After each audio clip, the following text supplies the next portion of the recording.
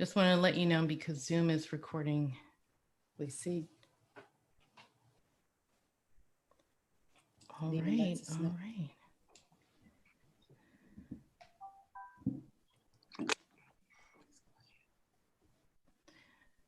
Okay.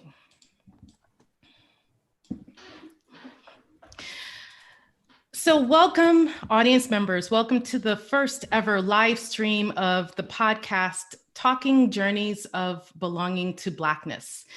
This event is also being recorded and will be available on the Journeys of Belonging to Blackness.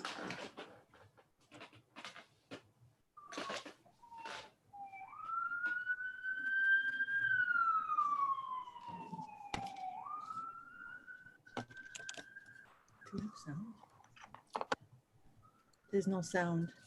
Yeah. I sent her a message.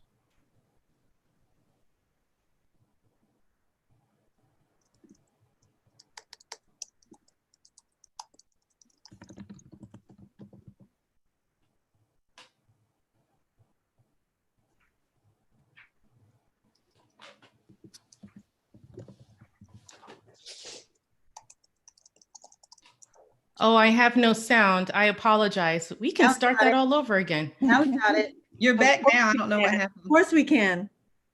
Did everyone hear me from the beginning? No. Start again. Start from the top. Start again.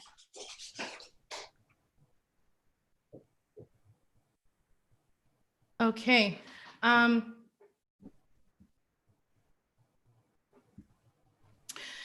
I'm going to welcome everyone again. Welcome to the first ever live stream. As you can tell, we're just doing this and we're going live, right?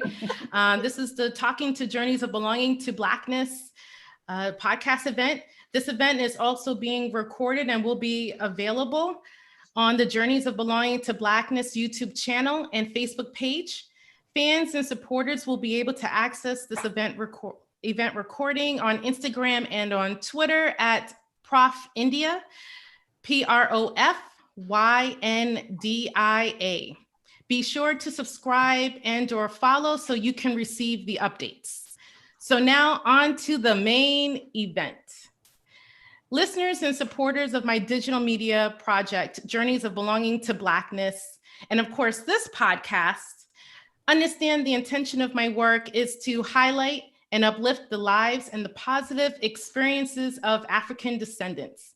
Today's conversation does just that, with Black creatives reflecting on the new Netflix film, 40-Year-Old Version, the directorial debut produced and written by Radha Blank, most notably known for producing Spike Lee's TV version of She's Got to Have It. My guests today are four beautiful, talented, intelligent, and some of the most creative and entrepreneurial individuals I know. In addition to being scholar, educator, activists, each are creatives. First up, we have Alicia Anabel Santos, also known as La Centera, priestess in the Lukimi Ifa Regla de Ocha tradition, is an author, playwright, writing coach, teaching artist, and producer of the documentary Afro-Latinos, An Untaught History. For over a decade, Alicia has created safe spaces for emerging and established writers to nurture their creativity. She is a National Book Award faculty member and the founder of the New York City Latina Writers Group. Alicia also blends her spiritual practice with her writing and community empowerment work through La Centera Spiritual Consulting. Next, we also have Kathryn Sophia Belle. She is Associate Professor of Philosophy and African American Studies, specializing in critical race and Black feminist philosophy, and is currently the director of Africana Research Center at Penn State. She is an author, a certified yoga instructor, and founding director and owner of La Belle Vie Coaching. An entrepreneur at heart and practice, Kathryn offers services, workshops, and retreats specifically for high achievers, on being happily unmarried and erotic empowerment, which are all designed to support the social, emotional, mental, and physical well-being of her clients. Next, we have Michele Simms-Burton. She is a retired university professor of American literature and African American studies and women's studies, where she taught at the University of Michigan and Howard University.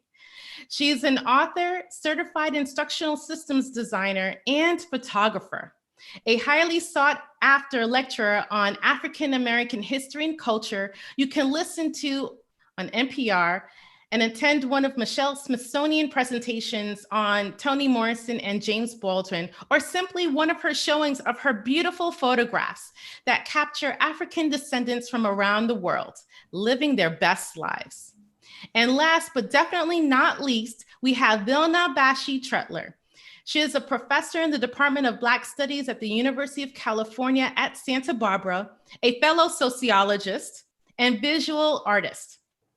She is the author of several books, including The Ethnic Project, which was named to the Zora Canon as one of the best 100 books ever written by an African American woman. Most recently, Vilna was the guest curator for the Colored Girls Museum's digital exhibition and tribute to Toni Morrison's 8th novel, Love, section of Songs of Toni Morrison, Psalms for a Time Like This. Welcome. Thank you. Thanks. Great introductions. Yeah, really. It's Thank great. you. Thank you, Yndia. Thank you for doing this, Yndia. Thank you so much. This is a pleasure. Oh, this is going to be so great. I'm so excited. Thank you all for taking the time out of your extremely busy schedules. Yeah. Cheers. We had fun. Cheers. Alicia, we can always depend on you. You're good. I'm with Give me you. water. Oh my God. Get the memo. We're talking about Radimus Prime. What? Wow. Yeah, right. Come on. Come with it. Yes. Thank you. All right, Kathryn, next time we'll get the memo. I have tea, but I don't have any, I don't adult. just have water too. I don't know. That memo went around a long time ago, didn't it? I know. Keep No, sending we're A always long waiting for time the ago, time. Vilna. A long time you. ago. Thank Like you. back in Costa Rica a long time ago. Thank you. I think it's on the plaque. It's on- By the door where we meet. Yeah, true. It's in the luggage at the airport. Oh, I remember that. Thank you. We As don't- our audience can definitely tell, we are great friends. Yes. We are. So there's lots of ground to cover as part of our discussion of the film, 40-year-old version. So are we ready to get right into it? Yes. Yeah. Yes. Perfect. Yes. So as people who are familiar with my podcast programming know that the show is broken up into 3 sections. And the first section that we typically kick off with is Act 1, Call to Adventure. Mhm. And so to be able to do this, I'm going to, I guess, set the stage for our conversation and briefly describe what the movie is about, just to help our audience, for those who may or may not have seen the film. So I think that for the film, I think of it as being part homage to hip hop and part love song to New York City. And as a Brooklynite and New Yorker, it's like, oh, I love that. Mhm.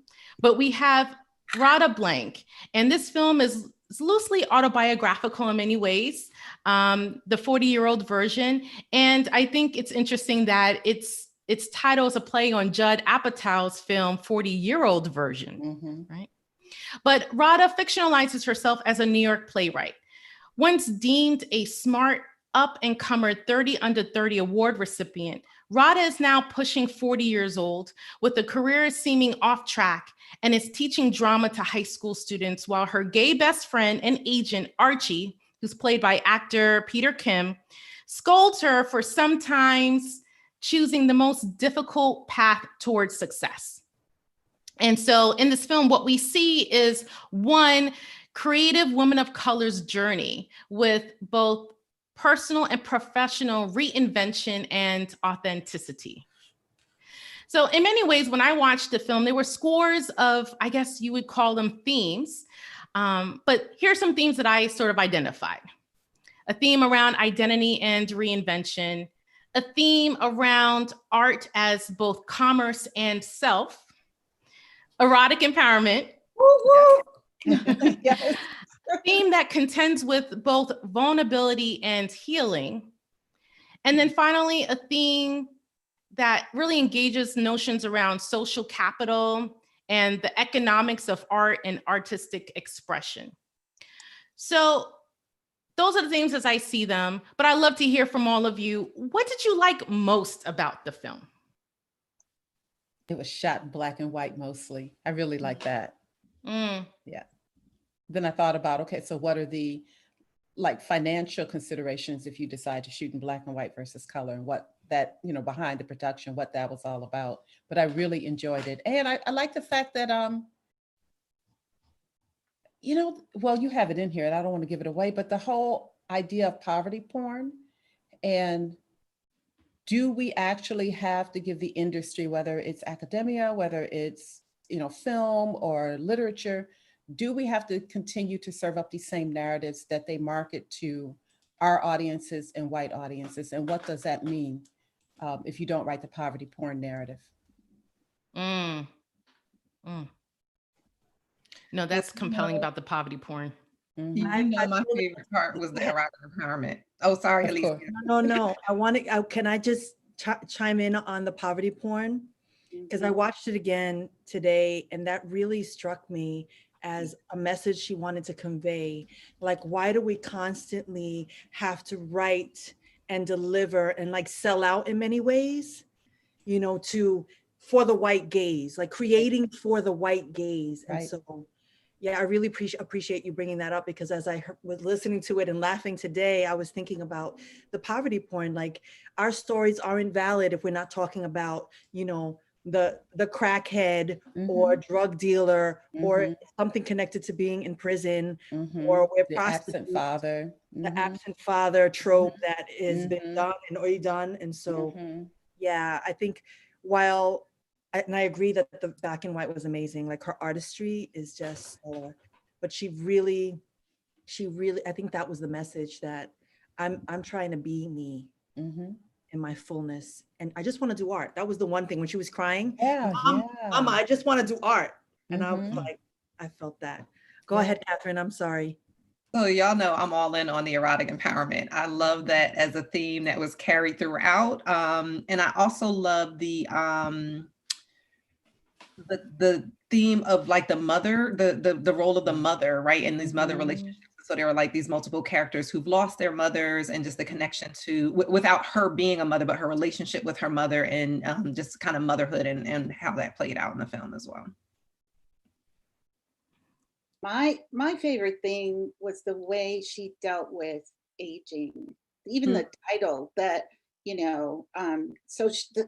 people had all kinds of expectations or even projections around her 30-year-old or approaching 30. And now that she's 40, there's a new version of herself, which, presupposes that at 50, there'll be a new one, and at 60, there'll be a new one, which I thought was echoed in the idea of the young folks saying, what, you doing what? And the old folks saying, you're not shit till you're 70 anyway. Right. So I really loved that there was this idea that you can reinvent yourself. And clearly it was not a smooth path to reinventing yourself as a Black woman, but that's part of the enterprise. And I really liked that message. For me, I liked all the things that you all liked. I mean, I loved how it was shot in black and white, because I think there's a beauty around black and white. I love black and white photographs. there's a rawness and a purity visually when I see black and white images, because sometimes, I mean, we're alive and full and in color, but there's something where when you put it on black and white, it's less distracting and you can really kind of focus in on certain elements that normally you may or may not do so visually. I do like the whole erotic empowerment of her getting the D from D. I know, right? No pun intended, but we'll get to that. You know, I thought that was. Hold it together till we get to that part, Yndia. Yes. When do we? We'll get there. We'll get there. We got to pace it for our audience, right? This is a buildup. The climax. Got to climax in the whole process. But, one of the things that I thought was interesting was even her homage to not only hip hop, which I appreciated because I'm a big fan of the film Brown Sugar, when Sanaa Lathan's character asks the other people in the film, like, when did you fall in love with hip hop kind of thing? And it's just really an allegory for talking about other people's life experiences.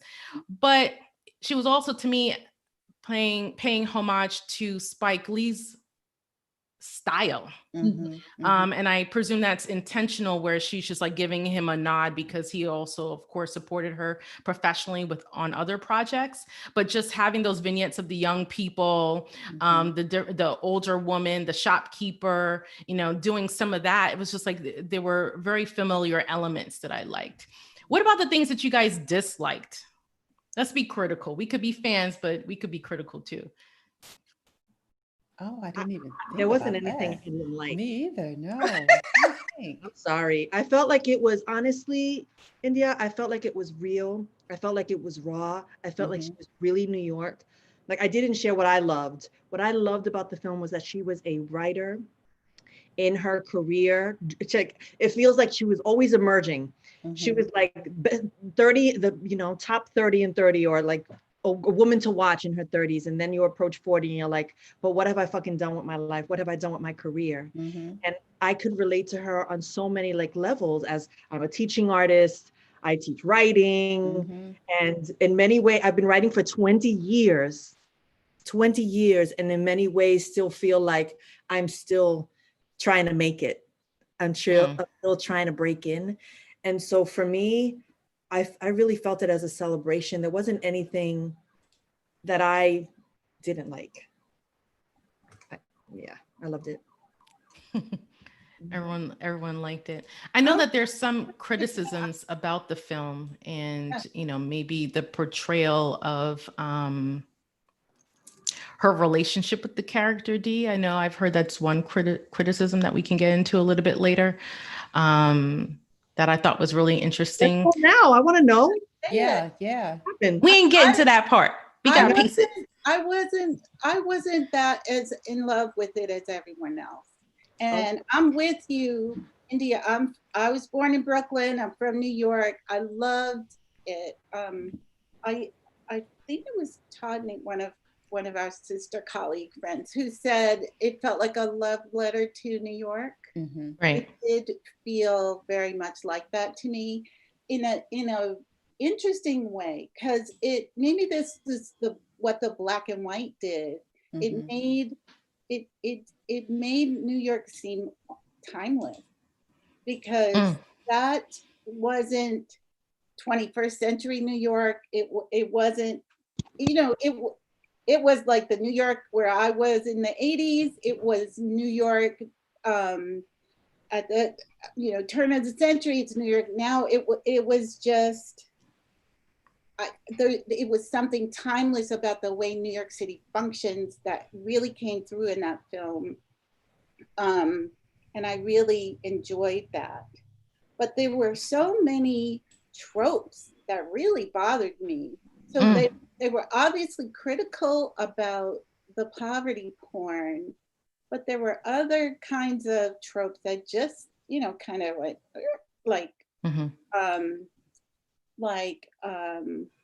that scene where they were at the kitchen table. Yeah. And what was that guy saying about here, Archie? Yes. And about the Korean mama breast or breast milk. Yeah, Yes, yeah. yes, that thing was like, wait, what was that? And then I think the guy on the street, that was sort of like you're saying, a nod to Spike's. He always has the wise man on the street kind of thing. But I just wish I think some of those tropes interfered with the story for me. Okay. And it distracted me from the beauty that could have been the message. And Right. I kind of kept getting tripped up over those. Okay. You know, for me, the guy on the street reminded me more of a character out of August Wilson for some reason. Every time he would open his mouth, I said, oh, there goes another August Wilson character. You know, you have the one person on the block who's commenting on everything. But I think the interesting thing about the guy on the street was that he was homeless. And it didn't seem to kind of jar her consciousness that he was in fact homeless. And then when she needed something from him, as he said, you come out here with this dry ass sandwich trying to kill me, you know, put mayonnaise on both sides of the bread. Because I've heard that before, because I'm a mayonnaise on one side of the bread kind of person. You know, so I found that was very interesting that, you know, it speaks to how even within the midst of our own challenges, we can kind of like ignore what's in our environment until what's in our environment serves us. And that was a challenging scene for me, that, you know, she would have this tete-a-tete back and forth with him, but it never kind of dawned on her, let me ask him, why is he out here homeless? What's going on with that? And she never had that kind of consciousness, which for us as creatives and playwrights and writers, it's like, well, that's kind of antithetical to who we are, because even if we don't offer help, we kind of want the backstory, because we always want the human backstory. So that was challenging for me too, now that you mention it. Well, actually, I felt like she knew him very, very well. Okay. So much so that he could comment on her sex life. Oh, you've still not gotten any? And Yndia, you're really going to have to bring this up. It's coming up every 2.5 minutes. The homeless man is saying, you still didn't get any. And then it's like, oh, about time. You know, Yeah, he's Right. watching her door. So He's watching who's they know going each in and out. other so well that his homelessness does not matter, because she is not having any action. And so he feels strong enough to comment upon it. So they are quite familiar. If you ask me, I agree. Familiar with each other, or is that almost his immaterial. Wait, Kathryn, are you saying something? Yeah, I was saying, does that mean that they're familiar with each other, or does it show what Michele was saying, that she may not be as familiar with him as he is with her? Like he's observing her in a particular kind of way, but is that reciprocated? I see. Yeah, I don't know. He doesn't know him well enough to know how he likes his sandwiches. Right. That's major. I mean, on that's where I kind of saw the theme of artist commerce and artist self, right? Because he does, like, I think in many ways, like, and I find it interesting sometimes in people of color kind of work, we always tend to have some character that is supposed to be a mirror or the conscience of the main protagonist. And it almost, his character almost represented the cautionary tale of what you could be and what your situation is, right? And I think, you know, maybe perhaps because I think when we think about homelessness as a society where, you know, we might see a homeless person on the street and we see them enough so that we don't bump into them or step on them, but we ignore them where we aren't faced or forced to engage with them. And I think it's like she sees him and doesn't at the same time. And maybe her refusal is just sort of like this reminder of, girl, that could be you. And then he subsequently says, when he's kind of like having this moment, which I think is like that, he says it himself, oh, is this the part where I'm supposed to be that magical Negro and tell you he doesn't about you? Right. You know, and so I think it's interesting to have a character in there, almost as a way to juxtapose, like, this could be your situation.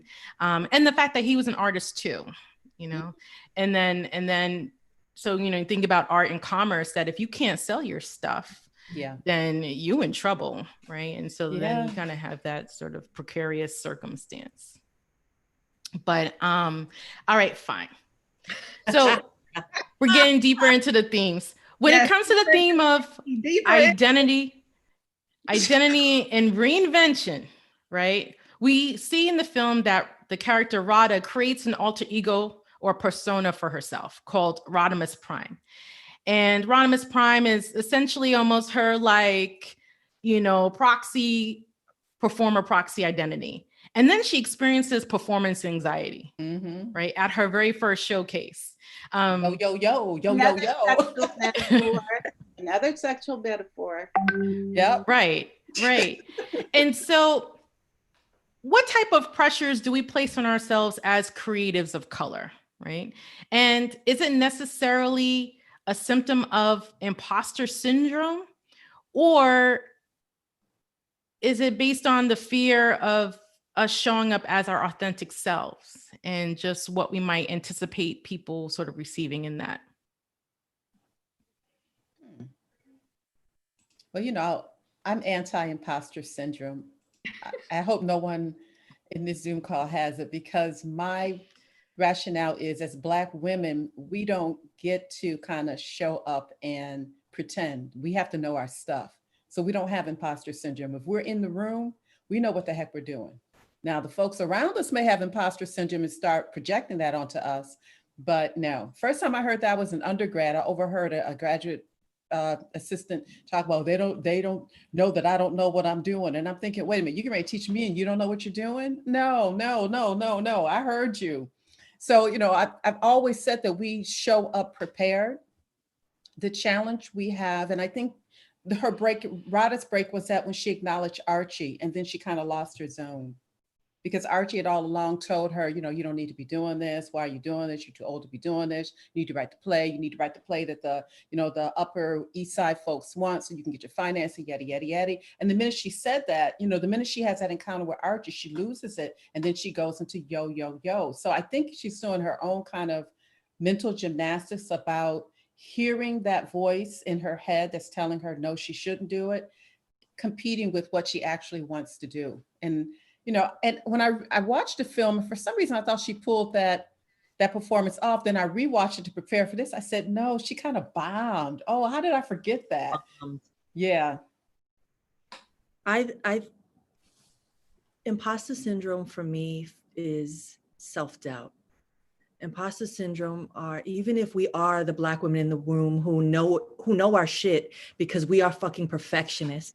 And we got all the degrees and we do all the work.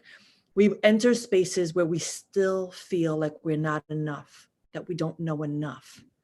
And the fact that she could say, I'm a playwright and I've been spending all of my life doing this playwriting, but I woke up today feeling like, yo, I could write these raps and I could flow and I could deliver and on a dime, and I got skills for days. I think you're right. Michele, she walked into that space with Archie right here saying, but you can't. And how dare you? And who do you think you are, thinking that you could reinvent yourself, thinking that you can show up as yourself and deliver in that way? So I think for me, one of the things I was rooting for her to get past that imposter syndrome. I was rooting for her to just lay it all on the line and say, fuck it. Whether I win or lose, I'm doing this because I'm answering this call and I'm believing in me. And I think that as Black women, we're constantly having to talk ourselves out and into and rely on our tribe to remind us who the fuck we are. Because if we didn't have that, I think, we wouldn't take most of the risks that we take. And so that was a huge risk. She's like, the teaching is like the comfort level. That's security. I got this. I'm at least making some money. I'm not going to be homeless, but the being a rapper, that's like, come on, who's making it at 40, and so. Then her class shows up. And then all her students. All of them. You tell one, everybody knows. I don't know what she thought was going to happen. Can I say something about imposter syndrome? For me, I actually do feel it often, but I have learned in recent years that imposter syndrome is actually real, because most of the forums we are in are challenging us. And why are you here? How do you get to be in front of the room? Who gave you a microphone? Why are you up there? And that challenge is constant. So, you know, it's not always internal self-doubt. There are plenty of spaces where voices are reinforcing that, you know, you should feel like an imposter because you don't belong on that stage, on that platform, you know, having that podium. And so now that I think of it, you know, it wasn't just Archie on her shoulder. Every time she walked home, the older woman was telling her, like, what? You think you're going to be a rapper? Are you out of your mind? The homeless guy is like, what are you doing? Everybody was doing that except See, Young Tongue. Yeah, right, Young Tongue. Kathryn. I definitely think something about the imposter syndrome. So I think, well, so it's interesting hearing you guys' perspective about like what got in her head, because I attribute it to her smoking weed before. Like I was, I'm like, she hit a little too hard, she strain or whatever, and it kind of took her out of her element a little bit. So that's what I attributed that to. But I think, so to go to your question, Yndia, I think it's probably not either imposter syndrome or the fear of showing up as our authentic self. I think it's probably both of those things.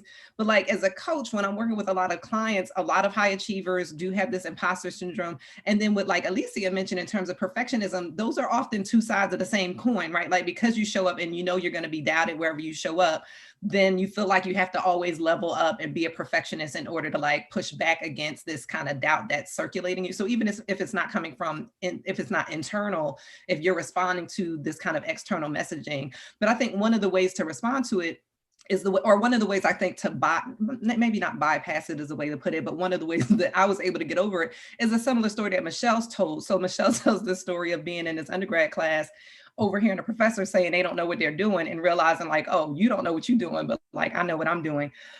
And I had a similar experience in graduate school where when I first got there and I had gone to like, I went to Spelman College, historically Black women's college, HBCU, then went to graduate school, predominantly white institution. And I would get into these graduate seminars and people would be talking at length about the Hegels and the Heideggers and on the Kants and all of these people.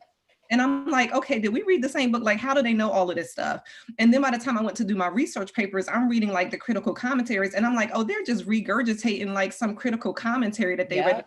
So they don't know more than me. They just like knew some hacks that I had not yet accessed. And so it's like the more that I encounter like white mediocrity in the world, the less imposter syndrome that I felt, because it's just like, oh, you know, so anyway, so I think it is a thing. I think it often is not internal. I think it is like the messaging we get from the outside, but it takes those like repeatedly having those experiences where you see people showing up who actually are not, who are the imposters.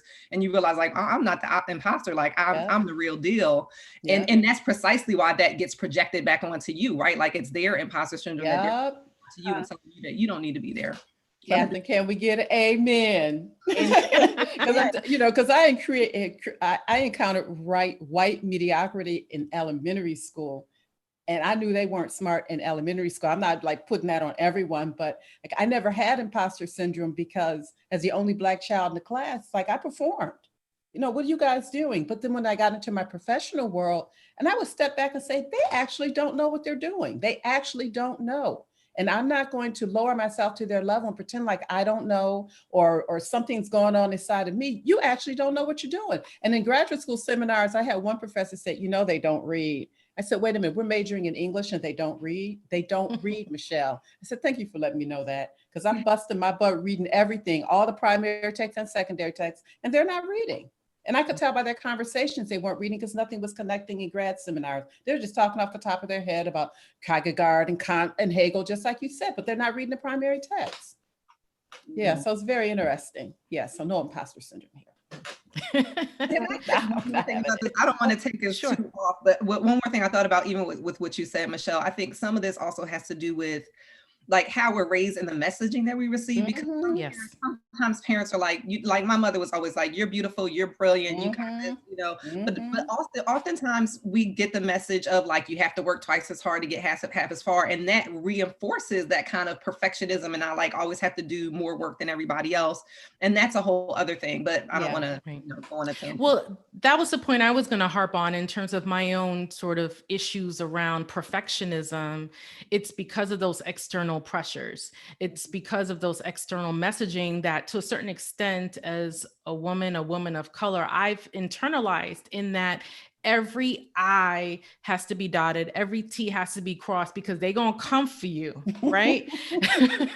And so it almost ends up being this defense mechanism, but it's exhausting to constantly be operating at that particular level where emotionally, psychologically, physically, that you're always in a space that you have to anticipate what the audience is about to give you.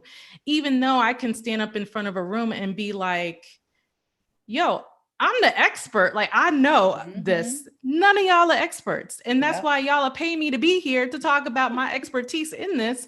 So it's just like, why is this so extra? And why is this so stressful? You know what I mean? And so like, for Radha, in many ways, to me, it's just like she was the expert of her rap. She demonstrated in the little cipher that she can, battle rap with the best of them right before she took her little stoke, right? But it was just like something came over her. And I, even for myself, it's just, sometimes I don't think that I can always show up as my authentic self in some spaces because they ain't ready. And they're already intimidated by the little bit that I'm able to show. And then it's just like, oh, so now you really gonna come for me if I really sort of peel back the mask. And then it's just like making a decision at a certain point where I can't live for you. I gotta live for me and be me in all of this, right? Right. Well, I'm thinking about Radha. Okay, so two things are going on. She's the playwright. She creates the script. She's not the performer. Remember, and she hadn't done rap since high school.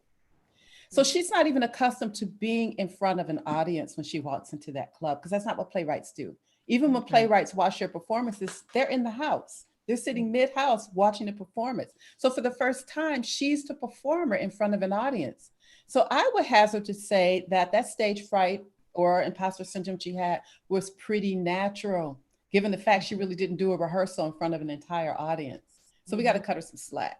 Yeah. I love that because it's true. When she did that like mini cipher where there was just the four of them backstage, she was like in her comfort zone, but then it was like she wasn't ready for that over 100 people in the audience. And yeah, she lost it. She was like, oh, fear. That was it. Yeah. One of the things before I move on to the next section about erotic empowerment, but one of the things, finally, right? One of the things that I think was really interesting that I enjoy and that Issa Rae also does in a lot of her work is the kind of mirroring that happens. So there's a lot of times throughout the movie that the character Radha Blank engages herself in self-talk in the mirror.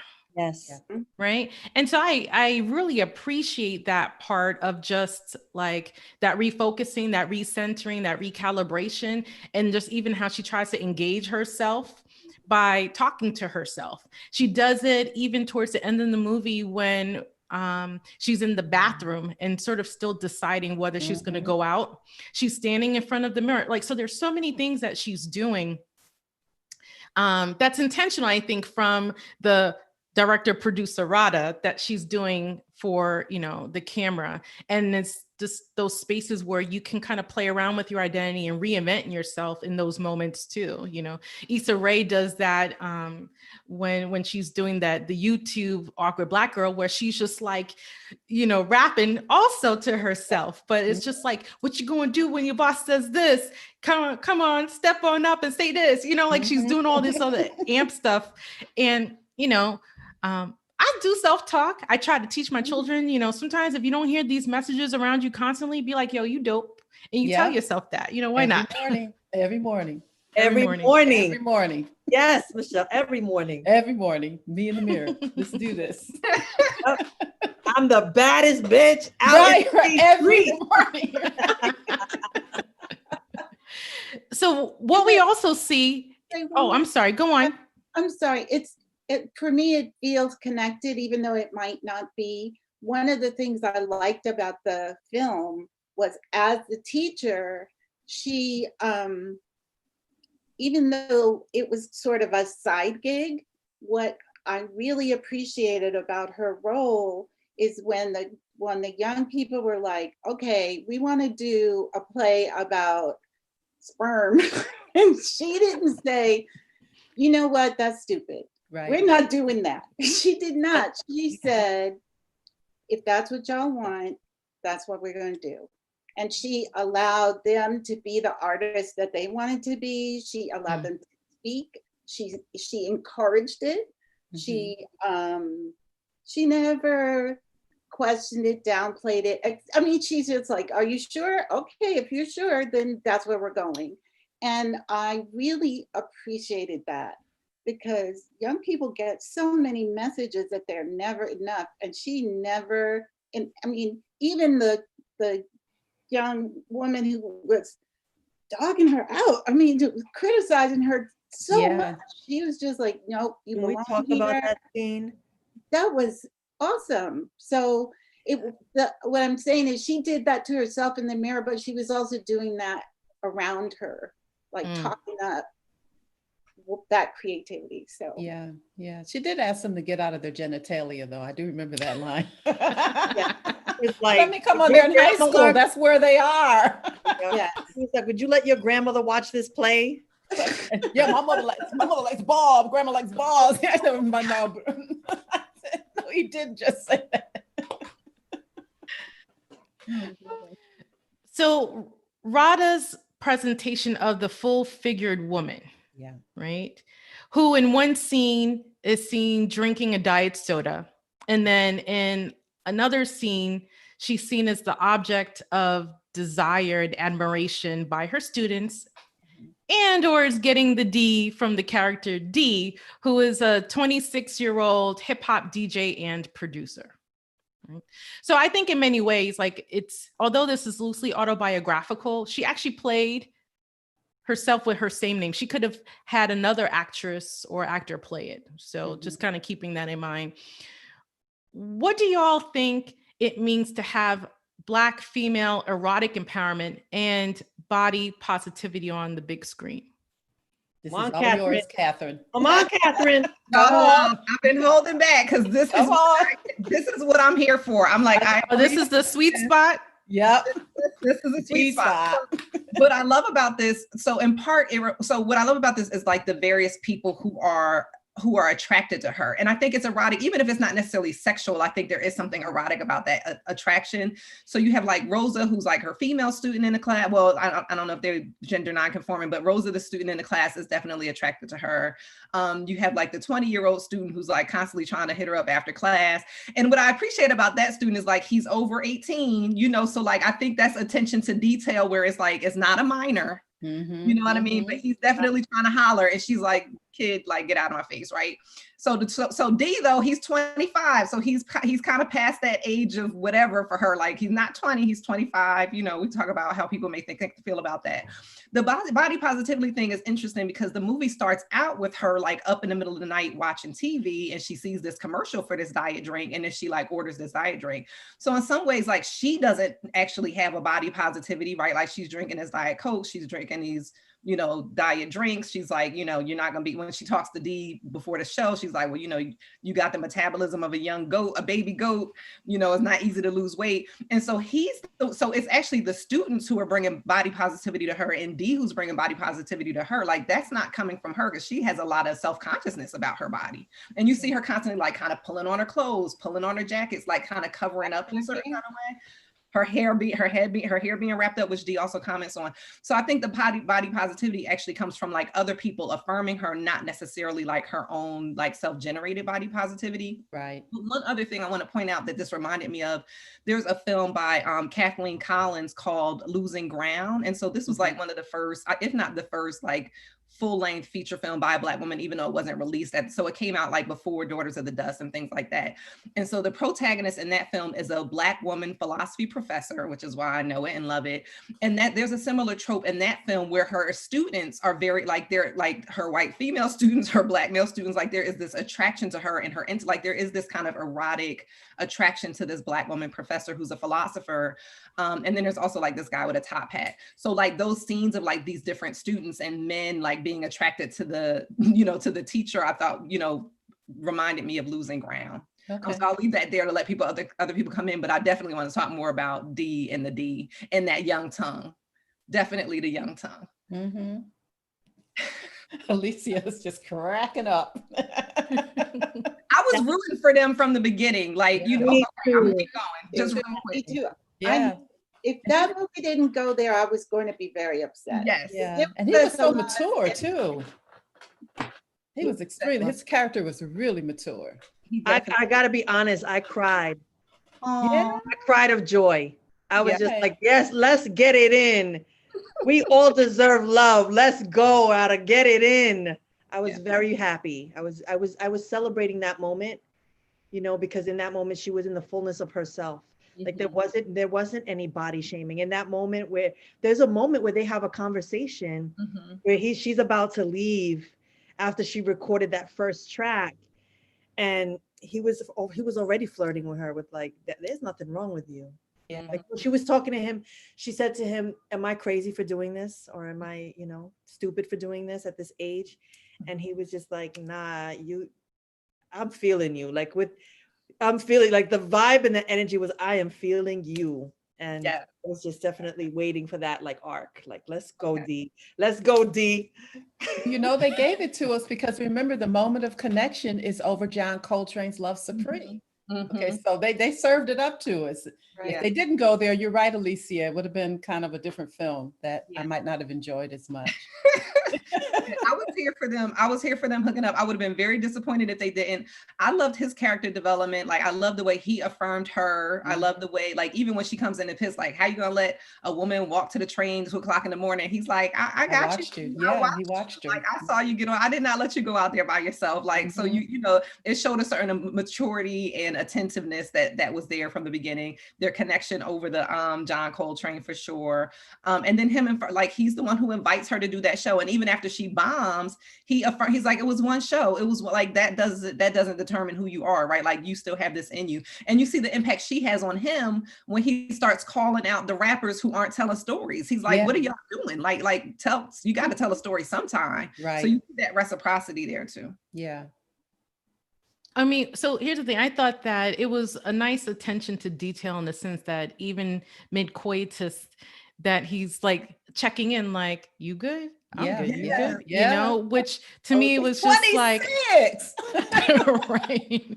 So I think it was nice in the sense of just that kind of reciprocity that could happen and the potential. And it just seemed effortless, as if they'd been there before many a times.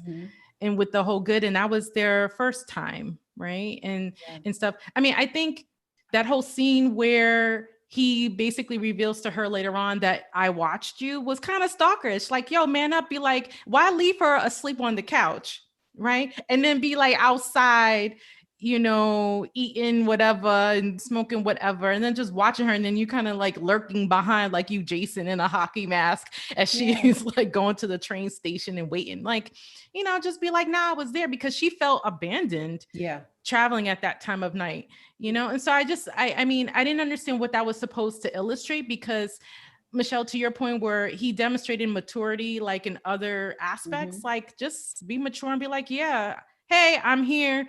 My bad. It ran over. You didn't even get a chance. I'll just walk you here to make sure you're safe. Like, I don't understand. I didn't understand that part. Very differently. Maybe I'm being overly generous to D because he gave good D. But I think that's, to me, that scene was reconciled when they get into it after he leaves her house, actually after they do have sex for the first time, because I think he was testing her to see, like, are you really about this life? Or are you just kind of, you know, masquerading, playing a game, you know, trying to do this thing. So I think that was a test. Like, okay, you're gonna come here, stay here till 2 o'clock in the morning, not get a chance to whatever. And are you actually coming back?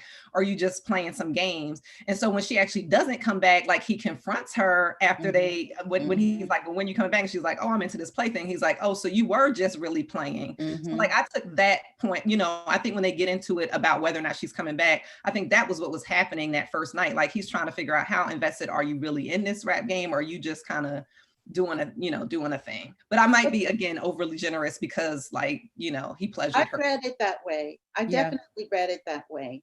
And I felt like, you know, I'm not sure he learned this from her, because, you know, as one of your themes is about the economics of art and expression, he's got to make some money too. So he's like, okay, I just do the beats. And he keeps his head down and does the beats. And anybody coming in saying all kind of crazy whatever, we got lots of those people in the public discourse right now saying whatever and doing all kind of stuff when they're not behind the mic, you know? So I feel like he, you know, then when he calls her and holds up the phone and is like, look, we got a older lady in here trying to do what you do, and she is not doing a good job. You actually have something to contribute. Are you coming back or not? It's not only a commitment to hip hop, it's a commitment to exploring. It's a commitment to his seeing the potential in her.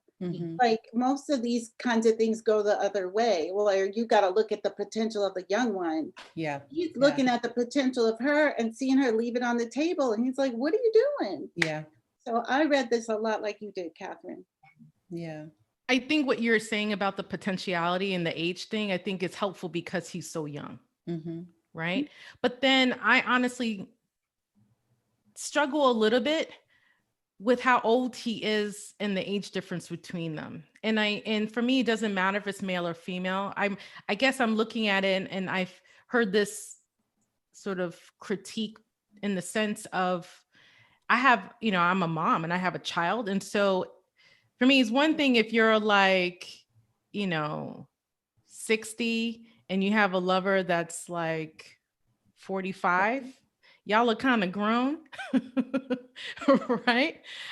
But at least for me as a mom, I think I would probably struggle with the fact that, my child being as young as they are, being with someone who is that much older when they're that young, because then I would almost question what's the intention, right? Or what's the motivation of the older person with the younger person? And to me, it doesn't matter about the genders, but that's the only thing. Like, I was happy for her to get like, to have that experience. She needed that experience. And I get the whole age thing where it's a nice, spin on its head around having the young one mentor the older person, because in real life, that still can happen anyway. You can mentor your peers. It doesn't have to be older person mentoring someone younger. Right. But it was just that where I was just like, if my children were like 26 and I met their partner, lover, who was like 40, I really would question, homeboy, homegirl, be like, so what you seeing? I would immediately think like, not that people can't have things in common, but I'd be like, what's your motivation? Why? Anyway, that's just me editorializing. So I got to jump in because I'm actually a culprit of that. I was 25 and I dated a guy who was 43. And what we had in common was I worked for a judge and I was his legal assistant without having, the law degree. So I wrote his opinions. And this was a lawyer who came into, the file of whatever he did to conduct business there. And I remember when I brought him home the first time, because we were going to go out of town. And I said, oh, this Negro needs to meet my family, especially my father. And so after he left, my mother said, what are you doing with an older man? And you know what my father said? He will not hurt her. And that really, and he was right. The man never hurt me. Never. Not that I got necessarily what I wanted, what I thought I wanted out of the relationship, but I was treated with kid skin gloves. And when I reflect on all the relationships in my life, including my marriage, it's probably the better relationship. He was just really gentle and loving and considerate. And but like one time, you know, something stupid, like one time my battery went out of my car, right? He didn't send me to go get a battery. He called his mechanic to bring a battery and drop a new battery in my car. I didn't, you know, one time my uncle ragged on him because he couldn't change the tire. He couldn't get the lug nuts off. One time, he's a lawyer. He doesn't get his hands dirty, all right?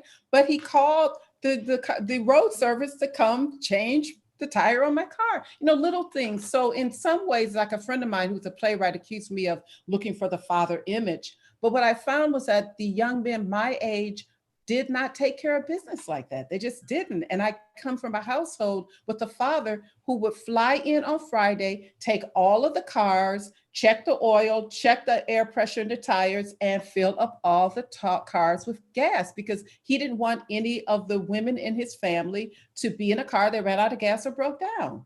And so, you know, so in a way, it wasn't as problematic for me because I have lived that life gender reversed. So.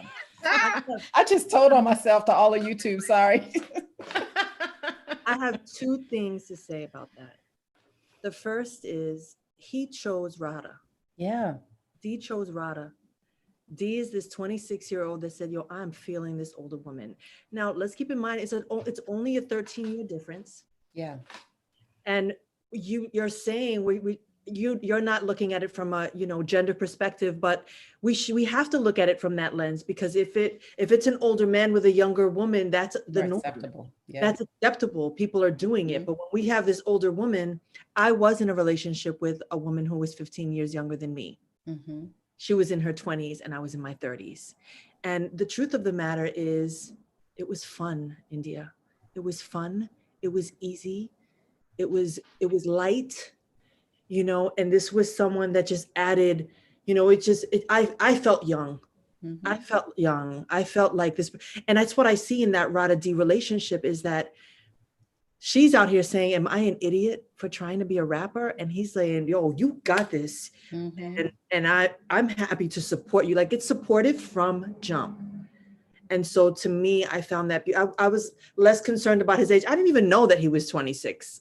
Until, you know, we're talking about it. Mm-hmm. Like, for me, it just felt like this was a person that really was feeling this woman, and he was like, yo, I need her in my life in some way. And I think we get hung up on these. Yes, there is a power dynamic. If we were watching this relationship unfold and we have Radha who is like trying to teach him and trying to make him the man she wants, then that's a completely different storyline. But that's not what was happening. It was very much yo, I believe in you and I'm happy to do this for you. And no, you don't even have to pay me with weed. I got you. Right. It even tells her play is whack the way they're rewriting it. But, you know, like, for me, it's, you know, and I don't want the audience to think that I'm being judgmental, because I'm all about love, right? Sometimes love comes in all kinds of packages, but I couldn't help in the moment while I was watching it that I felt, because I have children who are coming of age. And I'm thinking as a mom, like, I'm just like, okay, you know, sometimes I fall victim of, like, I put myself in the roles of the different characters. And so I'm just like, okay, you know, how would I feel if my son or daughter showed up with someone who was like 12, 15 years their senior? Yeah. Like, I honestly would be like, I get it, y'all love and everyone gets what they get from the relationship for whatever reasons. But I really would, especially if that person's a peer of mine, I'd be like, that's something else. Yeah, that's something else. Yeah. That's something else, Yndia. Yeah. Like, if Courtney came home and she said, Mom, I'm seeing a 40-year-old man, I trust Courtney. I trust Courtney's mind and I trust her choices. And I would be like, of course I would have that mommy thing, but I'd also be like, you know what? She needs to have her experiences and I got to lean back. But that's definitely me and how our relationship is. I might trust you, girl. You got to trust it. And that's true. You got to trust, you know, when I put on my mommy hat on, it's like, I got to trust the choices that my children will make in the future about the partnerships, and then come to me or their father for like guidance and support to kind of help usher them. But you And know, so when that's they why I get always I want to know where he lives. I want to know where he lives. I want to know where he works. to India, But when I they feel get 26, you're not going to get that feedback. oh gosh, don't tell me No, that. you're not. I hate to burst your bubble. I get it. Sorry, You get I it was- good. When I Maybe, was 25, maybe from a daughter, but I my don't know about a parents did son. not know what I was doing when I was 25. I am Okay. sorry. And I'm not, I certainly did not bring everyone home. Oh, absolutely not. No, Mm. no, and no. But that's why I get conflicted though. And also, I mean, you know, we're talking about that number of years in this kind of gender dynamic. Like, y'all know now. YouTube will know. I'm married 3 times, and both my other husbands were younger than me, and I had lots of boyfriends younger than me, and who not even that much, but they made a huge deal out of it because, you know, they're supposed to be the older, and they're supposed to, you know, you're supposed to be, but you in my bed, so, you know. Right. My last one was younger than me, only by 7 months, but he was younger. Yeah, and the other thing is, this is a new thing. Like, we don't know how serious they're going to be. They shared some Funyuns. Come on, you know, we don't know. No, we don't know. Allowed to have some sex and Funyuns, India. Well, but that's the thing. So when I take children, that's different. Your perspective is very different. Yeah, and when I take off my mommy hat as a woman that shows up in spaces, of course, I'm just like, yo, get it. So I was happy for her when I was watching in real time. That I was like, yes, get the D from D. The pun is not lost on me. Right. I get it, right? As a woman who was just like, you could just tell she wanted and needed. Like whatever they exchanged, she wanted and needed. And so I think when I think about Kathryn and that this being her sweet spot around erotic empowerment is getting the things that you want and need and being satisfied in that experience. So as a woman, understanding that there are all these sort of things that happen in society that, you know, connote to us that if, you know, that we shouldn't really get the things that we want and the things that we need aren't really needs. They're just like, unnecessary stuff. And here we actually get to see an expression of this woman saying, no, I'm not this like young 23-year-old. No, I'm not like this person who's the size of a model and who's all skinny and having all these other kinds of, you know, things going on. I'm me and I'm showing up and people love me for me and all my fullness and figure fullness. And I'm still getting it, right? And that as a woman, I love, but I just had to share that critique because I was just like, when I put on my mommy hat, I was like, I don't know. Take that mommy hat ready. off. I'd like to come back to one more time. My son, he won't let me wear the mommy hat. It's like, Mom, okay, chill. Yeah. All right. So I think, the mom hat thing. So y'all know I have 4 kids. My oldest is 19. I have a 19-year-old son, an 18-year-old daughter, 11-year-old son, 8-year-old daughter. And I'm like, I accept the path that they choose in life. Like by the time you over 21, over 25, like it's really not for me to say. And you know, you will figure out if that's going to work out or not for you. Like that's not necessarily for me to dictate. But I think again, like there's nuance here, right? Like she didn't just hook up with a random 26-year-old, you know what I mean? And again, she had the 20-year-old come at her. So it wasn't just like, I mean, she had needs. Again, that gets established in the first scene. She like hears the neighbors having sex and she's like, ooh, like, let me at least. Right. She put her ear to the wall. Like, she was masturbating in that scene. I love it. She clearly has sexual needs that are not being met, but it's not to the point where she's like letting the 20-year-old holler at her, right? Like she's like, you know, you're a kid, like get out of my face with that, right? She's not desperate. She's not desperate, and she's not willing to just like get that need met by anybody. You know what I mean? And so I think there is a kind of character development with Dee, where again, there's a maturity, there's a connection. They connect about the music. They connect, like, you know, both the Coltrane as well as her music. He comes out to, he takes her, remember, I mean, he's taken her on the date. Like he's picked her up from like the trash version of what's happened to her play, takes her to the battle rap with the women. And then, you know, so I think there's like an intimacy that's developed with them that gets manifest in this moment, that I think there's a good development of that, where you can kind of see it going there and it doesn't feel, you know, icky in that way. Can I bring up one thing? Yeah, sure. Her best friend's relationship with the patron Yes. Yeah. Oh, yeah. Oh, that's Archie. not okay. That's Yeah. a relationship with an older person that actually gave both of them something, and that was whack. That It was was exploitive. awful.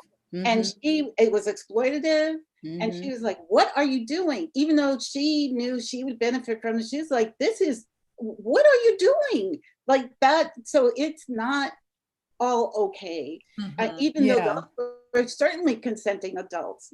So it's not, those power dynamics can be tricky, but there is a morality around them. And I think that was on her side in that film. Yeah, that whole scene with, well, the couple of scenes with the patron and her agent Archie reminded me of Ishmael Reed's recent article about oh, you know his name, the music critic. I see his face. Anyway, but Ishmael Reed was talking about the fact that, you know, as a Black writer in New York, if you don't get kind of the support of the Upper East Side folks, you kind of, you know, you washed up. And that was so prominent in that film that she brought that out between, and she put that dynamic between Archie and the patron instead of herself. I mean, she does capitulate for a moment, but then when she takes the stage at the end of the play and just blows it all up, I was so happy for her because, you know, when, you know, to actually say, don't write a shit play like this, and it's your play on the stage, that was a powerful message. And so I appreciated that part of the film, even though Archie had to be the sort of the character that played that out or carried that out. But even then again, he rejects it in the end too, because he understood why she kind of like destroyed her entire night with the Upper East Side folks. So that was pretty good. Well, that's a nice segue, Michele, into the second part of the podcast, which is typically Act 2, The Road. And so I want to set the scene a bit for the audience about around one of the themes that I think is really interesting and at the crux of why we're even reflecting on the film to begin with. And so in the movie, there's a moment when frustrated playwright Radha becomes so enraged by that same theater producer, the older white gentleman by the name of, you know, the character's name is Josh Whitman, who suggests that Radha lean into the darkness, right? This is the point in where he's like, I read the script and I didn't even think a Black person wrote this, right? And he's suggesting to her too that, you know, she put a white character at the heart of her play about gentrification of Harlem, or collaborate with him on a forthcoming musical about the 19th century abolitionist Harriet Tubman instead, which was a really interesting juxtaposition. So in effect, I thought that in the scene, Radha is capturing racism that exists in the theater and the racist tropes evoked by producers and the patrons of the arts, right? So when it comes to amplifying the African descendant voice and experience, as we are all creatives of color, we're often faced with the unfair challenge of appealing to the white establishment or what's mainstream, you know, through, and we talked about it a little bit, but I love for us to delve into it deeper around this notion of poverty porn versus us staying authentic to who we are and the foundation of our work, right? So it's almost like this interesting tension. Would you say, you know, did this scene resonate with you all in work?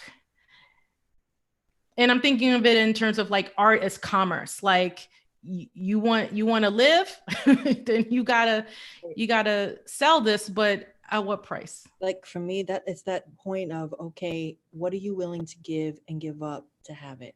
How badly do you want this? Like, are you willing to sleep with someone for it? Are you willing to make your main character someone white in order to have it? Like, at what point will you sell out to make it? And I'm waiting for that moment where she gets on that stage and she's like, yeah, I'm done with this. Yeah. Let me tell you how I'm going to walk away from this, and I'm never going to do this again. It was incredibly powerful. It was a powerful moment that I hope that like her best friend saw and said, yeah. She leaves with like grace and integrity. And she's like, you know what?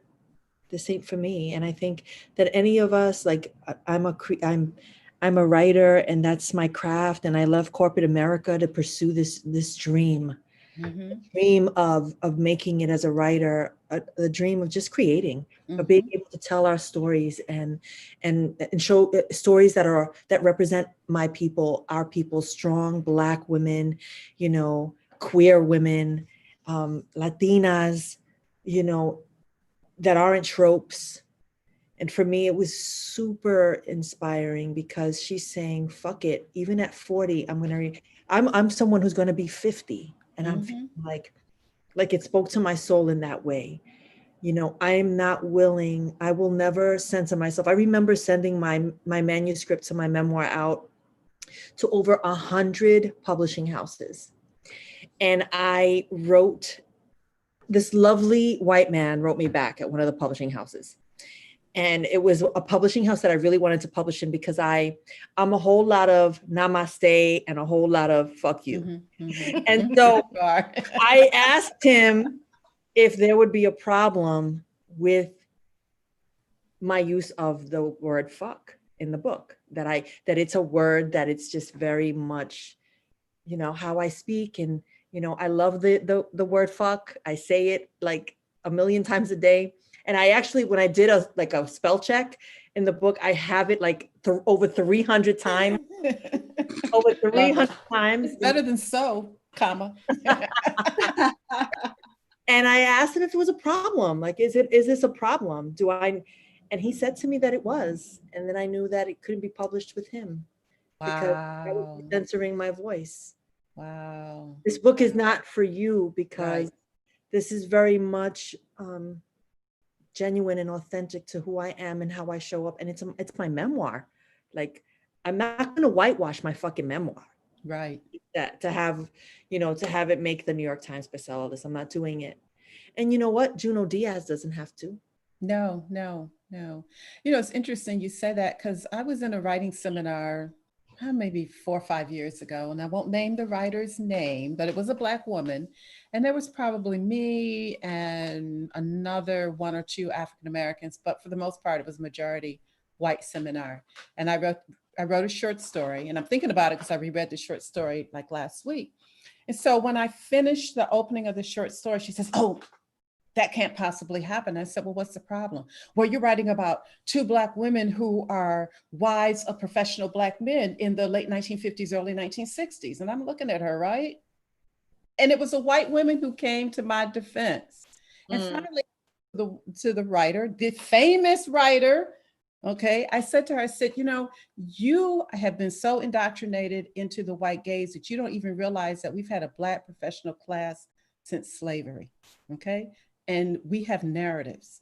And this narrative is based on my mother and her best friend. And they were 2 Black women who were the stay-at-home wives of 2 accountants, okay? 2 Black accountants in the city of Detroit. So don't tell me this is not real or it's inauthentic, because I've lived it. So we have Black people censoring our work. And one of the things I say why some Black writers are very successful with the white publishing industry, because they feed them those porn narratives.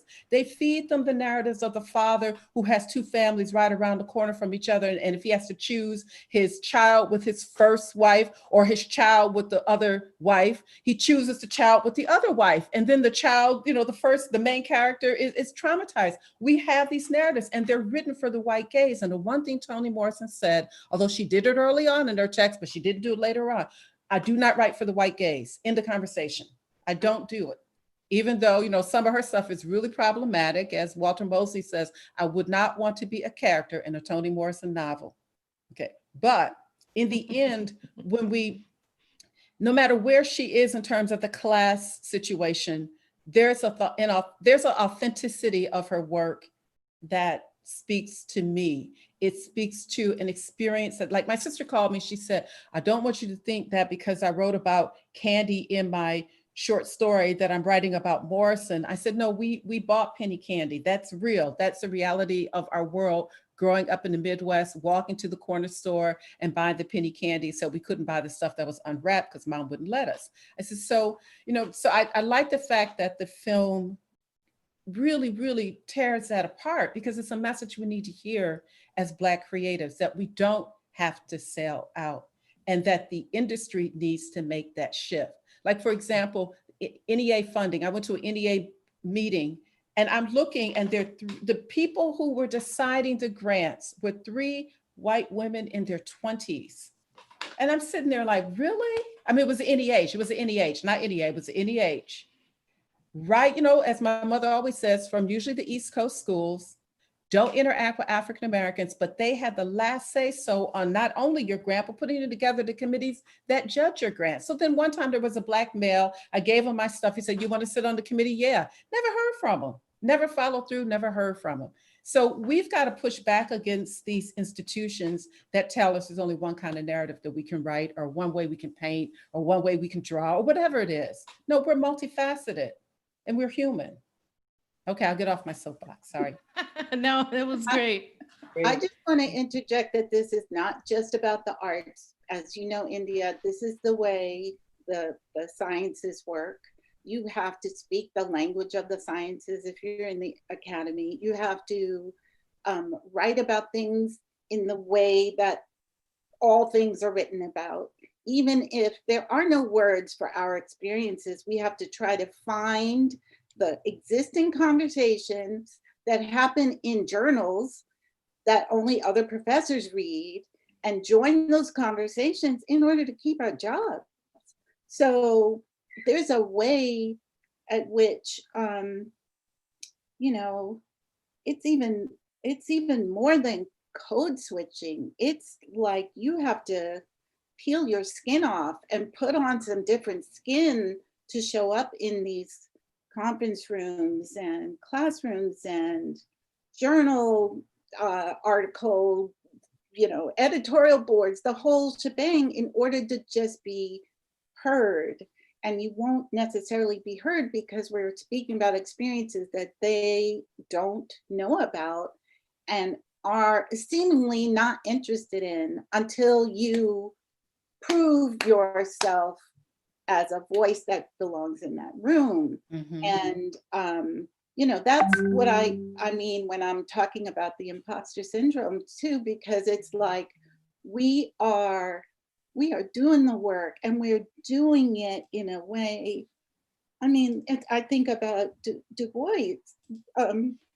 How much work did he have to do to be so ignored?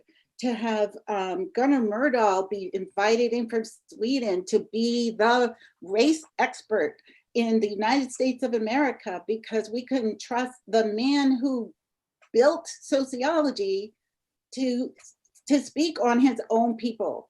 So, this happens all the time. I just wanted to put a little asterisk there that this is not just about creatives, it's about the silencing of Black voices and certainly Black female voices. Mm-hmm. I love that. That's how I feel about why I'm doing what I'm doing, whether it's the YouTube channel around the research or even having this podcast. Although we're video streaming it live, it's really an audio experience.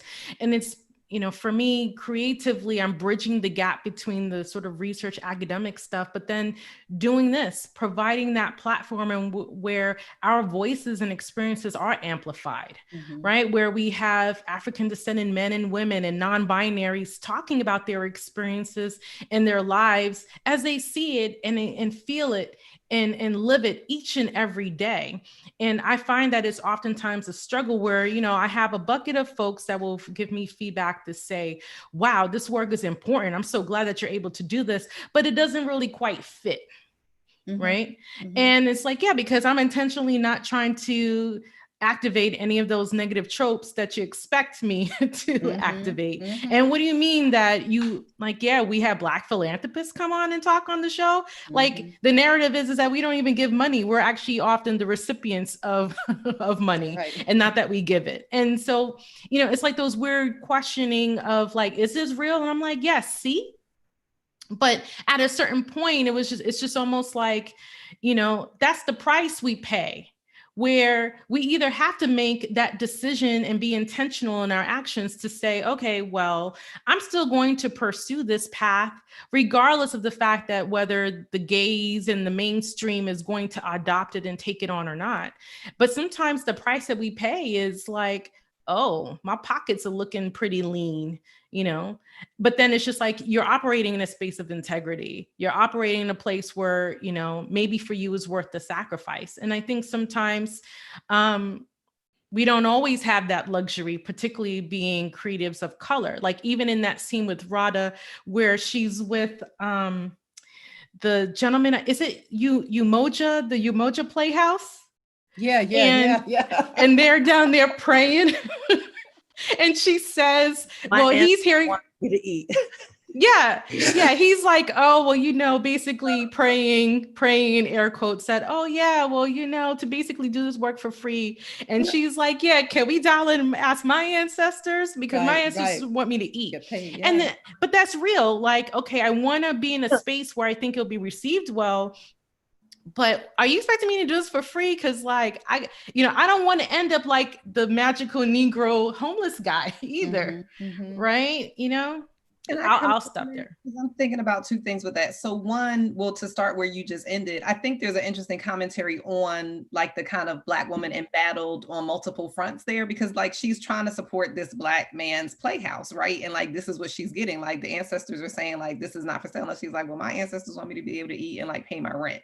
So like, there's that dynamic that's going on. But I also like the arc of the story because, her starting point is choking out the white dude, right? And it's like, so she feels like, so she started out like, what you're not gonna do is, you know what I mean? And I think it speaks to like how slowly you will let people get in your head and compromise little by little, right? And so it's like her starting point was to choke him. And then, the best friend gets in her head, people get in her head, and then she starts to compromise. Like, she's like, okay, well, fine, he can support it, but it needs to be a Black director. And then they're like, well, no, that's not gonna happen. And so it's like there are these compromises that happen along the way. And then she kind of comes full circle back to the choke out with the mic drop, on the stage at the end. But I think she does a good job of showing like people don't start out wanting to compromise. This is something that tends to happen. It's like that little, it's like for the faculty people, it's the person who's like, okay, well, I'm gonna do the work I really want to do like after I finish my dissertation, because like I got to get this dissertation done and get this PhD. And it's like, okay, you get that tenure track job. Okay, well, I'm gonna do the real research after I get tenure. And it's like, okay, well, you get tenure. Well, I'm gonna do the real research when I get. It's like by the time you get to the project that you wanted to do, you've compromised so much over that lifetime that you don't even remember what your thing was anymore. Right. But this also speaks to, on some level, the lack of intergenerational wealth that we have. And so, one of the stories I'm thinking about is that the number of I belong to a white women's writing group, or at least I drop in every once in a while, and how many of them are supported by money from another generation, husbands who make really good salaries. They can afford to freelance and only make a couple of $100 a month if they make that much, because somebody else is paying the bills. And so one of the things we have to talk about is that like Radha's mother is dead. The apartment is occupied for a year. And the thing I'm thinking about, okay, who's paying this? How are the finances working? But the fact that because her mother was an artist and we don't know much about the father, there was no transfer of wealth to help support her as a playwright so that maybe she could take a year or 2 years off. And we don't have that. And so one of the reasons why we're always kind of like under the 8 ball is because we actually have to produce the wealth. We have to produce the income. We don't have the intergenerational transfer of wealth. So one of the jokes I had when I was a child, I would look at my father, and if he's watching this, because I sent him the link and you might be watching it, I used to always say, Dad, I would have been a great trust fund kid. He says, what are you talking about? You should have been wealthy, because I would have gone to the museum, I would have written, I would have danced, I would have kept my violin up. I wouldn't have caused you any problems. And so even as a child, I kind of understood that to pursue a creative path as an African-American, you have got to have the support. You've got to have the intergenerational wealth. And so many whites don't admit to that when they say, oh, I took 2 years off to travel so I could work on my manuscript. Who financed your 2 years? Let's have that conversation. So whenever the women in my writing group kind of like bring that up, I remind them, somebody's paying your bills. Like when I was married, somebody paid my bills. Okay. And that's real, because then because you don't have space. If you're running around trying to figure out how you're going to make the rent or the mortgage in these high cost cities that we live in, then you've got to make like really strategic choices. And Radha doesn't have that. So she chokes the guy out, she capitulates, and then she, as you pointed out, Kathryn, she comes full circle. But we still don't know, okay, what's the financial impact now that she's kind of dropped the mic and this man has literally produced her play? What's the cost now, the economic cost? Well, I think Dee's gonna help her blow up as a rapper with this mixtape. Yeah, I hope so. I really felt that. I felt that, Michele, deeply, right? This idea of generational wealth, right? And as someone who has spent, I left corporate America in 2008. I worked for, Business Week magazine, and to leave like making the money I was making, close to 100 grand, to go from 100 grand to 3,000 a year. Yep. And to face eviction five times, to like come home to that like Marshall's note, that yellow sticker on the door where they're like, we're gonna kick you and your daughter out into the street. And all of this sacrifice is for my art, so that I can be a filmmaker, so that I can be a writer. And like now, as someone who is like close to being 50, I am thinking about that generational wealth, that ancestral wealth and what that looks like, like I don't have a 401k, and so it really, I'm really sitting with that, like all of the sacrifices that I personally have made and continue to make to live in integrity with myself, and how do I monetize that? Yeah. Like, how do I create that? How do I produce the wealth that you're talking about? That's where I'm at. Like right now, I feel this desperation and this urgency. That's what I felt about the 40-year-old version. It felt desperate and it felt urgent. Like I have to make it now. I don't have any more time to waste. I'm not going to worry about being 20 years old, because I'm not, like there was that one, I was trying to find the lyrics to that rap, because there was this one about being on her knees and being in bed at 10 p.m. And I was like, yes, girl, yes. And so she's like, I want to get it in, but by 10, I'm out. And so I think for me, like, that's the focus. Like right now I have pivoted, like in my career, like where it's like, I've sacrificed it all, and like near homelessness, like straight up. And now I'm feeling like, okay, now I have to shift, but I'm not going to sell out either. Yeah. And like it's okay to shift. It's okay to shift. It's, it's okay to have, like I pull my 1040s and I look at them. It's okay to have lean years. And then you have those years like this year, despite COVID-19, it's an exploding year. It's like, what the heck? Every time I open up my email, it's this, it's that. It's like, and they're paying because everyone's had to go online, and I can create content for digital platforms because I've been doing it for 20 years. So it's no big deal, right? But, we just have to like always keep that in mind when we're looking at people's success. Like one writer I know, she literally told me, another writer told her to move into her house and live there for a year so she could write her novel. Process that. So somebody takes care of you for a whole year as a Black woman writer, and then that's how you break into the industry. Admit that. Or as I tell people, and I've known Morrison's story forever, but it just clicked recently. Let's talk about the fact that Morrison never had to shop any of her manuscripts. Let's process that for a minute. What does that mean? Not having to shop your manuscript, that you could take your manuscript and go upstairs to an editor and hand it to the editor. She never had to shop her manuscripts on the market, and no one ever talks about that. We talk about the phenomenal success, but we don't talk about the fact she never had to deal with the slush pile. Okay, that's real. And to have that advantage from the inside and have a job that pays you, that puts you at a huge advantage as a writer, as a creator. Right. In that film, Pieces of Me, she talks about that. Like, she was already in the publishing house, and then, someone else was like, oh, you should give it to so-and-so. And then they had that sort of internal negotiation. Whereas we know of many of writers or different kinds of artists who are like trying to pitch a particular show, pitch a manuscript, pitch something. And, you know, it's hard for them to even lock in an agent, even though the work is good. And it gets passed around, and it takes sometimes years for folks. And then for other people, it's just like, you know, you're just there. And then all of a sudden, you know, and then it's like, you want to chalk it up to, okay, it's luck, serendipity, question mark, you know, yeah. you know.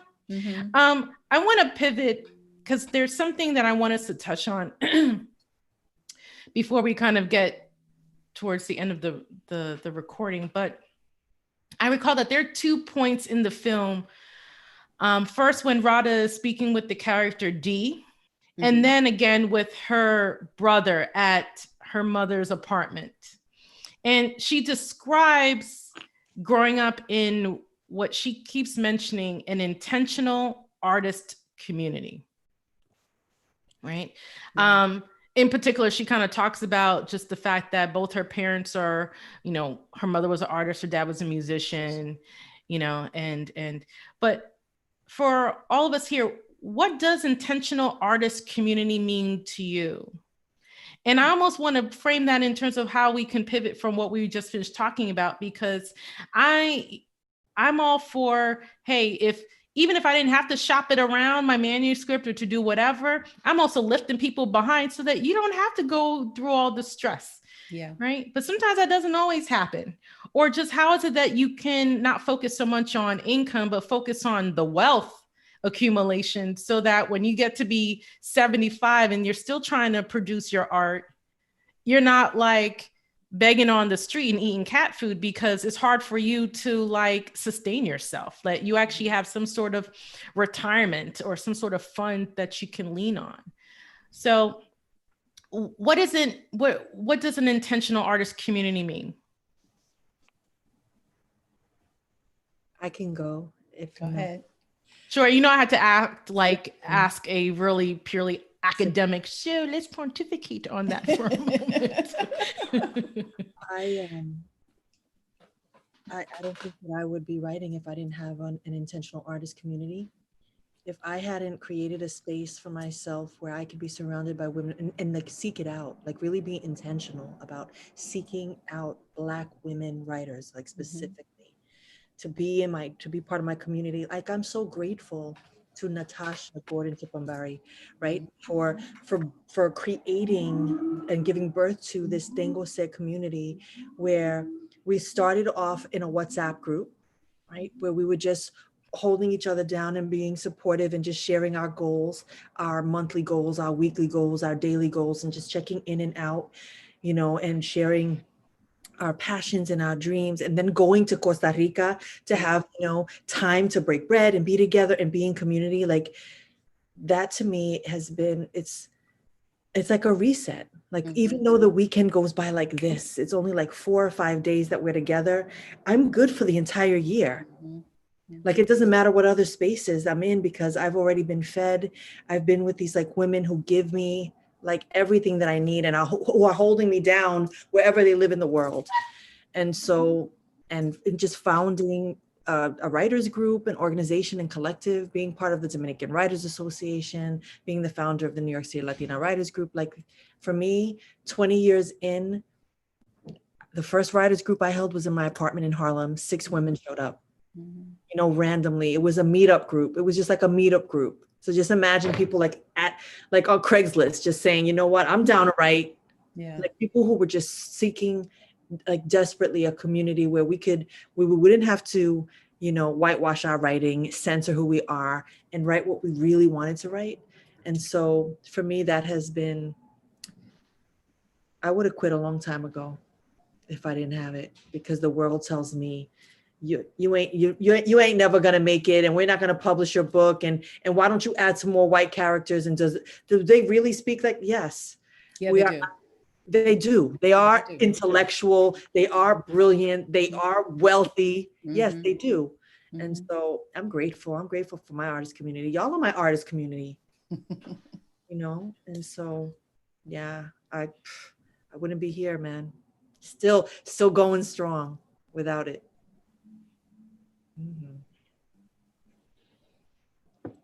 Vilna, our artist painter. Yeah.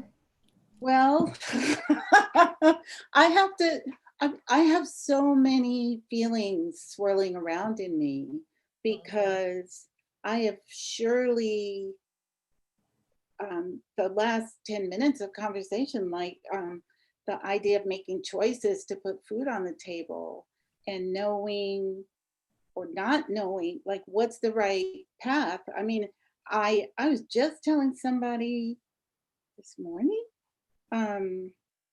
that in some ways, maybe I missed my calling because I had never presumed that I could, paint and draw for a living. That just never occurred to me as a possibility. It's not even, not that I knew I could be a professor either, but at least I met some, at least like but and it's weird because I'm actually writing this part of my memoir now about how I've made choices. So I'm coming to the end of it. How did I make these choices? How did I know what path to take? And I just sort of, how they say, like, if you can envision it, it can be yours. It's like doing this visualization. I think I was doing that kind of stuff from childhood. And, I didn't know, I had never seen A Good Marriage, but I'm like, I'm getting one of those. And I had never, like, there were lots of things I've never seen and but I dreamed of. And I think I had always dreamt of art being a part of my life, but because I couldn't see how to do that and put food on the table, and so I pursued the thing I knew I needed, which is knowledge. I didn't want to just make pretty pictures. I want my images that I create to say something. And so I just feel like, okay, I accidentally read too many books. So I ended up with a PhD. I love it. But I wanted that knowledge so I could say things. But yeah, so I don't have the, like, I don't have a painters group. But I do have all of you. I do think of you as my artist community because you guys are so affirming. Oh my goodness. And I'm fortunate now that I have people in life who check in on me and like, okay, what are you working on? Oh, I saw your thing on Instagram, but like, how is it now? So I need that. So I hear you, Alicia, that if you have these people who are like, like your father, Michele, is there gas in the car? Because you got to go, Vilna. We want you to go and not run out of gas. Let's go. You gotta make it. We're checking in on Sunday. You better have gone somewhere by next Sunday. Y'all are filling up the tank and also checking that I'm driving. So that's what the intentional artist community does for me. I don't mean to in this segment, but I'm also looking at the time that we have remaining. So we're just going to segue right into our final act, Act 3, Where We Land. And this part of the podcast, I typically ask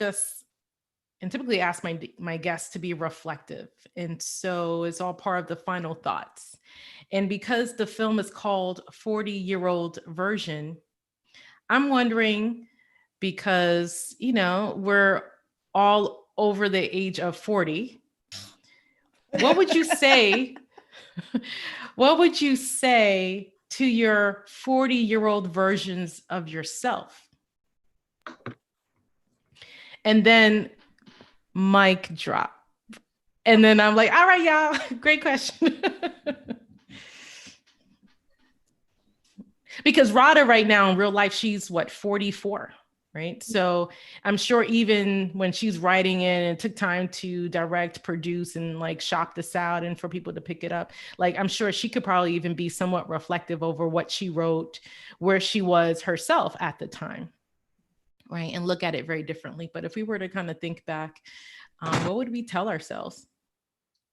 Well, I can go because it's easy. I actually, I have a really amazing. Because you're like 41, that's why. Yeah. It was like last year. You're like, what would I tell myself last year? Around my 40th birthday, amazing things were happening. And I really was, I think I was sort of taking life by the reins. And actually coming out of some trauma. And the way I do that is to say, all right, fuck this, one foot in front of the other, let's go.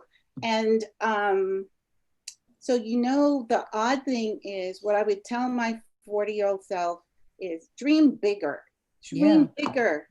Because as big as you think you're dreaming, you ain't seen nothing yet. Ooh. Love that. Dream bigger. Okay, I guess I'll jump in next. So I'm 42. So this was like 2 years ago for me.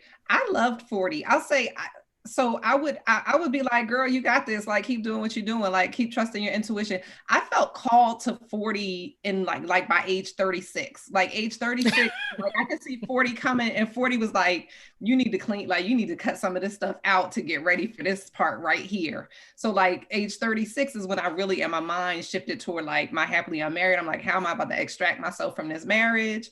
How I'm about to, you know, because like I got some things I need to do, and there's some, you know, there's some situations that I need to like rectify for me to do the things that I need to do.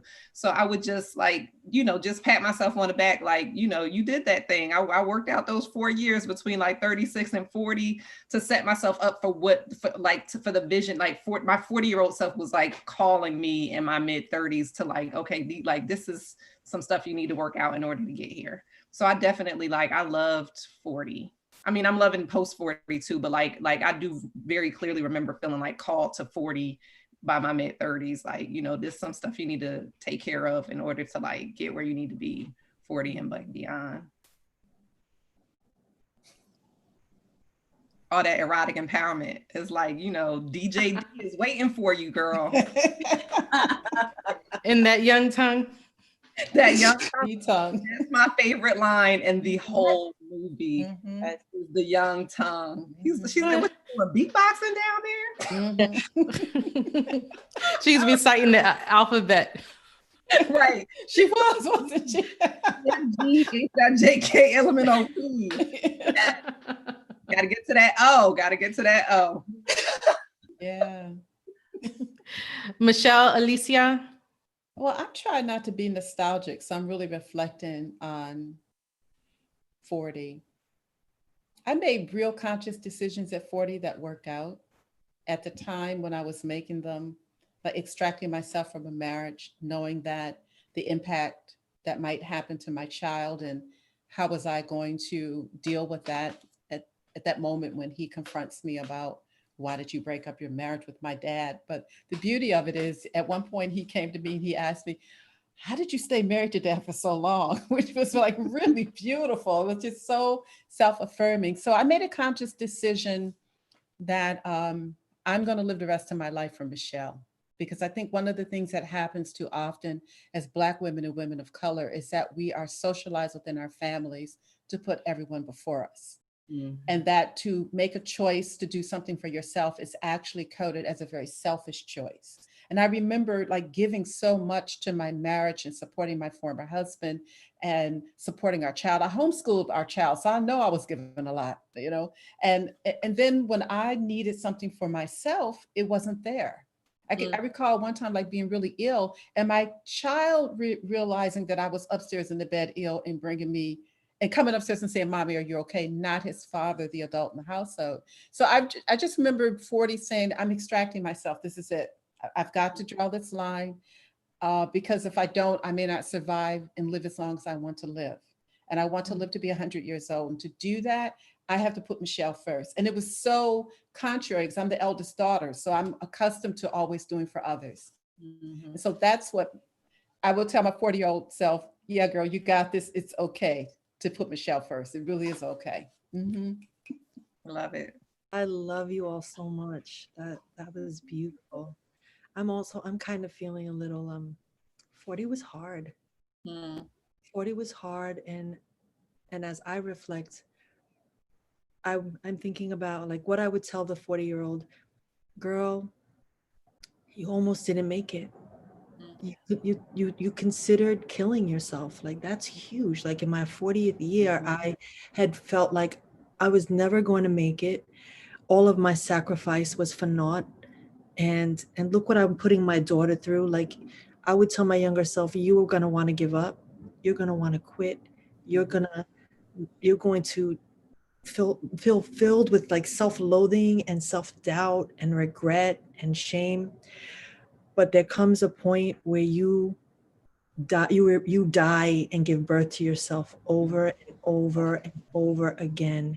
You will reinvent yourself, and you will be reborn to this incredible artist and visionary and community leader and spiritual leader and someone who's really about it. And I'm like, borrowing from all of you, I'm the shit. I am fierce.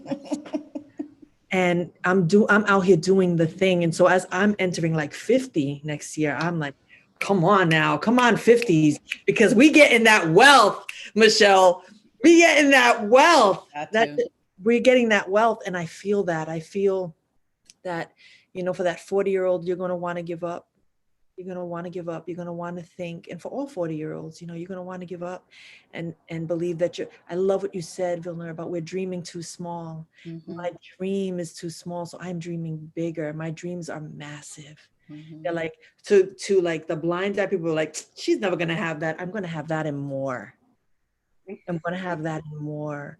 And so for me, like, so for all our 40 somethings, may you continue to hope and dream and believe in yourself and know that our ancestors got us. They got us every single day, you know, and so I'm excited. I'm excited about this next place for sure.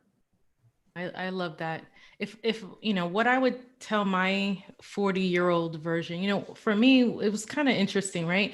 That for me, my 30s was a decade where I kind of felt like, oh, now you're supposed to be the grown up. You're supposed to be the adult. And so now you have to kind of act like the adult, and you have to make particular decisions because now I have children, and it's not just me. It's whatever decisions and choices that I make are going to impact other individuals that didn't really ask to be here, but yet they are here and we're all blessed. So it's, for me, it was just like, somehow like, oh, you're supposed to have your stuff together and you're supposed to make these very definitive choices and decisions around your career and what your personal life is supposed to look like and all of these other things. And, you know, there were great highs in my 30s. And then there were some moments where it was just like, it was really tough for me, you know, and other kinds of health battles and other kinds of situations that I had to contend with at the same time in that whole decade. And then approaching 40 and then turning 40, it was like, oh, well, who am I? Because I started to feel like I started to get settled and feeling like the 30s was all about meeting someone else's expectations or society's expectations and what I'm supposed to be as a grown-up and to be this academician and to be this mother and to be this, I'm every woman. And so entering my 40th birthday was fantastic. I enjoyed my 40th birthday. And it was something that after I turned 40 and in the years after, to me, it was just like, why don't you just celebrate your inner child? Why are you trying to rush and grow, you know, so quickly? And when I say inner child, it's not about immaturity, but it's just like, why do you necessarily have to put away the playfulness, the youthfulness? Because for me, I personally attribute the youth to my creativity, right? So in other words, it almost seems like, well, to be an adult, you're not really supposed to be as creative, although I see myself as a creative. But then by the time I turn 40, I'm like, no, I'm going to embrace that aspect because that's me too. And I want to make this Yndia playful and then to enjoy the play of my work, enjoy the play of my motherhood, enjoy the play in my relationships, and not to have a care about it or to feel like I'm supposed to meet other people's expectations. And so when I tell my 40-year-old self now, I'd be like, girl, you're on the right track. Continue to explore, continue to grow. You're not stagnant. You are youthful, you are joyful, and express that, and all will be well. Yeah. And so that's what I would tell. And, and I'm still growing in it. I'm still in my 40s, so I didn't finish the decade. But I'm actually looking forward. I'm looking forward to what other years come subsequent to now, because then I can look back and be like, yo, like he was right. And then and it's all great. Cause I feel like as I'm aging, I'm getting better. I'm like fine wine, baby, red wine. Remember, Radha tells us FYOV is find your own voice, find your own vision, 40-year-old version. I love that. Yeah. Yes. Can't set. And Michele, on that note, I think I love that. FVOV. FYOV. FYOV. So there you have it, folks. Many thanks to my guests, Alicia Anabel Santos, Kathryn Sophia Belle, Michele Simms-Burton, and Vilna Bashi Treitler. And thank you to our audience for tuning in and supporting this project. And please be sure to subscribe and follow Journeys of Belonging to Blackness and the podcast, Talking Journeys of Belonging to Blackness. So good night. Thank you. I love you, ladies. Take care. Bye, everyone.